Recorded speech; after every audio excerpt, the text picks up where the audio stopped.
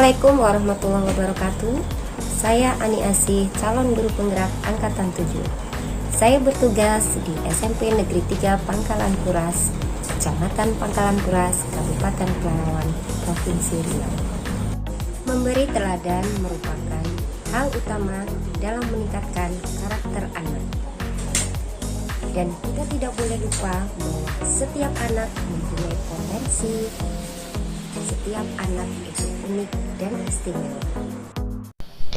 Kita semua terlahir dengan kodratnya. Galilah potensimu dan semangatlah. Jangan takut tidak mampu, karena kamu akan tumbuh bersama kodratmu. Siapa yang tidak kenal dengan Bapak Ki Hajar Dewantara, tokoh pendidikan nasional yang pemikiran-pemikirannya dalam konteks perkembangan pendidikan Indonesia telah banyak dijadikan dasar dalam mendidik anak-anak Indonesia. Ada 3 pokok pemikiran yang menjadi dasar perkembangan pendidikan sampai saat ini. Yang pertama, pembelajaran yang berpusat pada anak. Dalam maknanya, sebagai pusat pembelajaran, anak seharusnya dapat dengan mudah memenuhi kebutuhannya dalam mengenyam pendidikan.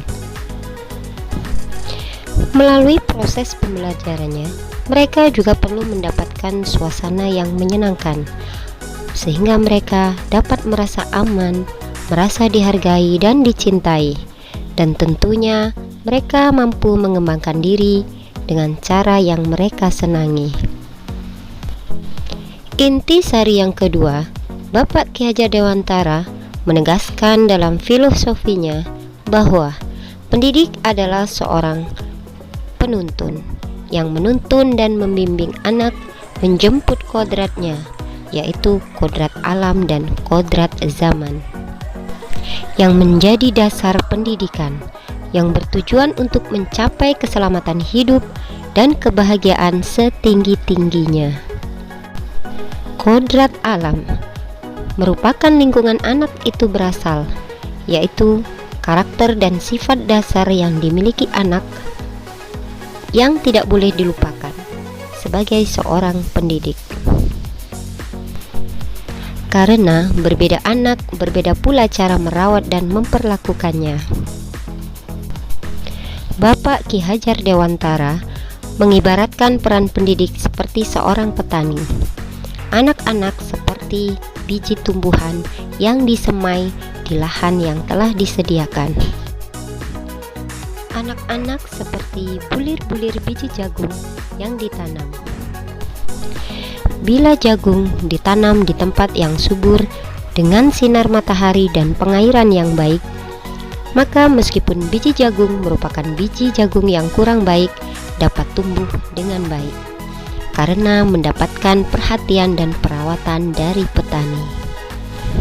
Dan sebaliknya, meskipun biji jagung yang disemai itu adalah biji yang berkualitas, namun tumbuh di lahan yang gersang, kemudian tidak mendapatkan pengairan dan cahaya matahari, maka biji jagung itu pun dapat tumbuh tetapi tidak akan optimal. Sama dengan menuntun anak, mendidik harus mampu mengenali kodrat alam yang dimiliki anak agar mampu memberikan tuntunan dan perlakuan yang sesuai dalam membentuk karakter anak dan menghasilkan pembelajaran yang merdeka dan menyenangkan. Selanjutnya, kodrat zaman yang diartikan untuk tetap terbuka dan mengikuti perkembangan zaman yang ada, tentunya tidak meninggalkan norma dan tidak menginjak harga diri bangsa. Dengan keterbukaan ini pula, anak didik mampu menyesuaikan diri dan menjawab tantangan zaman, di mana pada zaman ini perkembangan teknologi sangat pesat. Pokok pemikiran Bapak Ki Hajar Dewantara yang ketiga adalah trilogi pendidikan. Semboyan yang sangat terkenal dari beliau adalah ing ngarso sung tulodo, ing madya mangun karso, tutwuri handayani, yang artinya di depan memberi teladan, di tengah membangun semangat, di belakang memberi dorongan. Bersikap rendah hati dan gemar bersedekah kepada fakir miskin atas kenikmatan yang telah Allah karuniakan kepada kita adalah sifat yang terpuji.